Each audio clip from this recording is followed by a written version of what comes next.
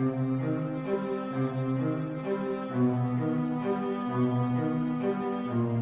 you like chemistry? Do you want to pursue it as a research career? How? Haven't got any satisfactory answers yet? Let's find out from the researchers themselves. Not just that, let's feel as they feel it. Let's experience as they experience it. Let's see theoretical chemistry as they see it.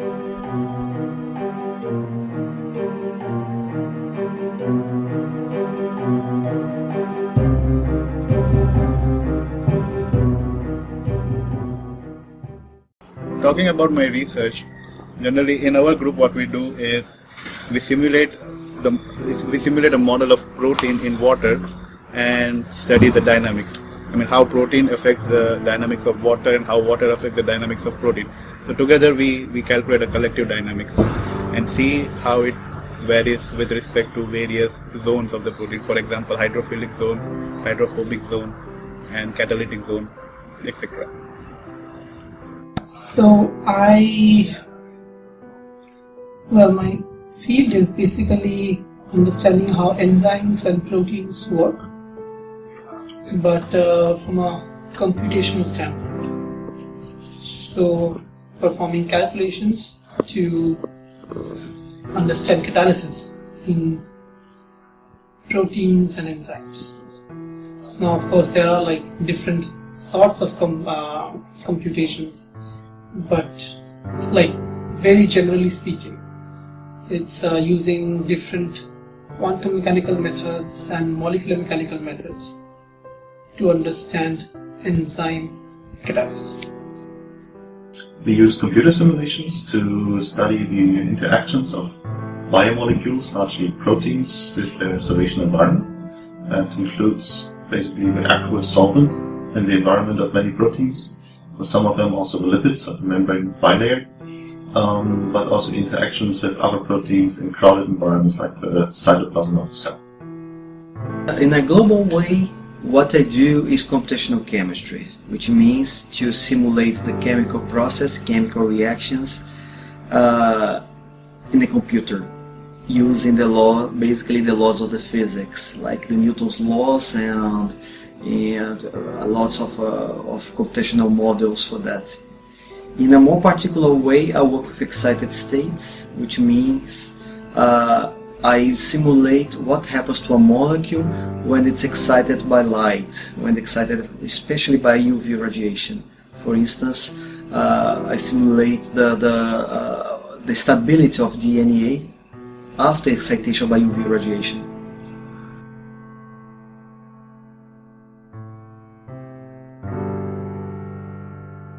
You have to be really interested in mathematical concepts and physical concepts and be willing to understand fundamental chemical processes in terms, maybe even in terms of quantum chemistry and stuff like that. And if you want to be a theorist, there's no way you can evade using programming skills. So you really have to develop programming skills. So during my biochemistry bachelor programming, actually you don't learn programming in lectures. So if you really want to learn programming, you have to do it yourself at home in your free time. And yeah, so my experience was as a biochemistry student. Not everything, but most of the things that you need to become a theorist, so advanced math class, quantum chemistry, and all kinds of things, everything's optional. So the problem is, it's a very huge task because you have all the mandatory courses on biochemistry, on proteins and genes and cells and everything. And everything you need to become a theorist is optional. So you actually have to run two things in parallel. And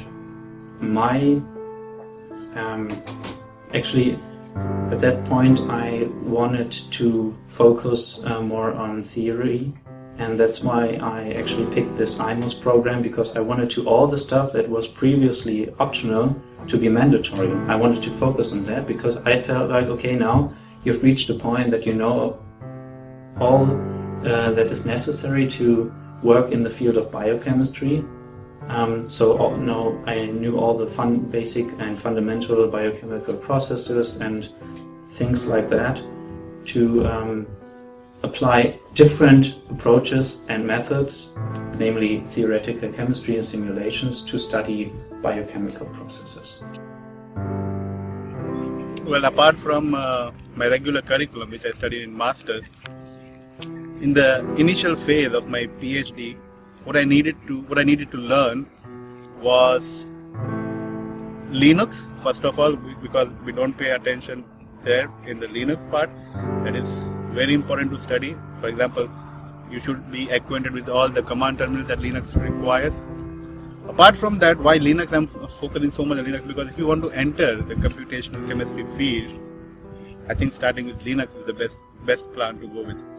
Apart from that, I had to study statistics. Now, statistics we had in our curriculum, but how to use the statistics, how to implement the statistics in our research work. For example, like the application of statistics, how we implement certain set of rules of statistics.